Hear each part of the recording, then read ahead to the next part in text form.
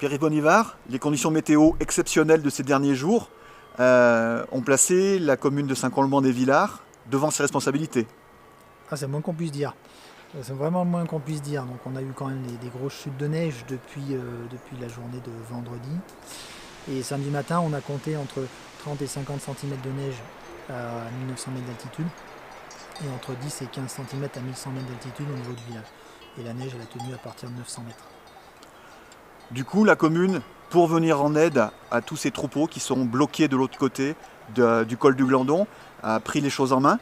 Avec l'aide du département, vous avez monté du fourrage et vous avez déneigé la route aussi. On a pris les choses en main parce qu'on a été sollicité par les éleveurs qui étaient en difficulté.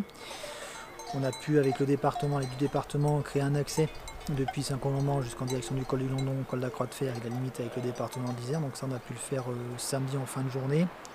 Il faut dire que samedi, en début de journée, on a été occupé à couper les arbres qui étaient tombés au niveau des routes, au niveau du village de Saint-Colomban.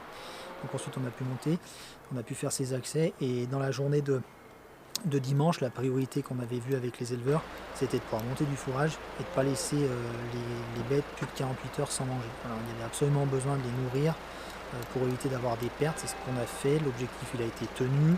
On a monté 6 tonnes de foin avec un camion d'une entreprise et un camion de la mairie.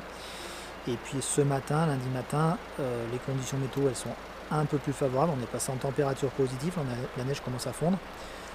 Le brouillard est parti, les nuages sont partis, donc on arrive à voir ce qui se passe dans le secteur du col du Glandon et le secteur du barrage de Grand-Maison. On a pu voir qu'il y a des pentes qui ont été balayées par le vent, où il y a moins de neige, et là où les brebis et les moutons peuvent s'alimenter. Ils grattent un petit peu et ils arrivent à trouver de l'herbe. Et ça, on pouvait pas le constater dimanche. Il y a déjà quelques brebis qui sont partis, les premiers camions, il y a déjà 2 troupeaux qui, entre aujourd'hui lundi et demain mardi, vont être acheminés vers le sud. Alors si on estime que 3000 brebis, c'est quelques brebis, c'est exactement ça. Il y a 3000 brebis qui seront partis entre dimanche matin et mardi matin. On devrait en rester dans le secteur à partir de mardi soir que 4000.